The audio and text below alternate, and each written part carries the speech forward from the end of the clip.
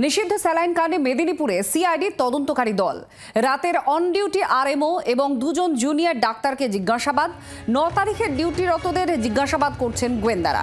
ইতিমধ্যেই মেদিনীপুর মেডিকেল কলেজের এমএসভিপিকেও জিজ্ঞাসাবাদ। আরএমও ডিউটিতে থাকার কথা থাকলেও কেন ছিলেন না, কার নির্দেশে 9 তারিখ অস্ত্রোপচার করেছিলেন পিজিটির চিকিৎসকরা, এই সমস্ত প্রশ্নের উত্তর খুঁজছেন তারা।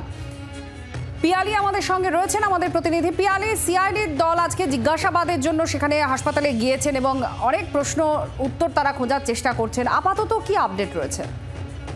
একেবারে দেখো, আজকে একজন ডিএসপির নেতৃত্বে সিআইডির একটা টিম কলকাতা থেকে যায়।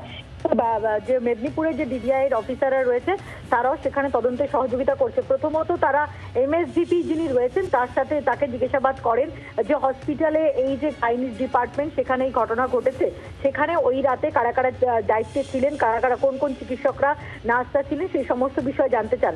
তার পাশাপাশি যিনি আরএমও, যেদিন রাত 9 তারিখ রাত্রিবেলা এই ঘটনা ঘটে, যেদিন যিনি রেসিডেন্ট ডক্টর ছিলেন সেই ডক্টরকে তারা জিজ্ঞাসাবাদ করেন এবং যেটা জানতে পারছি আমরা, সেই দিন তার ডিউটি থাকলেও ওই আরএমও তিনি কিন্তু সেদিন ডিউটি করেননি এবং এক্ষেত্রে দাঁড়িয়ে সেটাই অত্যন্ত গুরুত্বপূর্ণ, তিনি যে ডিউটি করছেন না এবং অস্ত্রোপচার 4-5 জন যারা পিজিটি যারা ডাক্তাররা রয়েছে তারা করছে, অর্থাৎ জুনিয়র ডাক্তাররা করছে, নর্মস অনুযায়ী তাদের করার কথা না, একজন সিনিয়র ডক্টরের আন্ডারে তাদের কাজ করার কথা। এক্ষেত্রে কিভাবে শুধুমাত্র পিজিটি ডক্টররা করলেন, সেক্ষেত্রে কার নির্দেশে এই পিজিটি ডক্টররা অস্ত্রোপচার করলেন, সেক্ষেত্রে এই আরএমওই নির্দেশ দিয়েছিলেন কিনা, তিনি কোথায় গিয়েছিলেন, সেই বিষয়ে যেরকম জিজ্ঞাসাবাদ তাকে করা হচ্ছে। তার পাশাপাশি 2 জন জুনিয়র ডক্টর যারা সেদিন ওই প্রসূতি এবং আরো 4 জন যারা এই মুহূর্তে এসএসকে ভর্তি রয়েছে তাদের চিকিৎসার সঙ্গে যুক্ত ছিল, তাদেরকেও জিজ্ঞাসাবাদ করছেন তদন্তকারী অফিসাররা এবং একই সঙ্গে যে সমস্ত নার্স, 4 জন নার্স, তাদেরকে আজকে জিজ্ঞাসাবাদ করা হচ্ছে যারা ওই দিনকে ডিউটিতে ছিলেন ওই ডিপার্টমেন্টে গাইনি বিভাগে।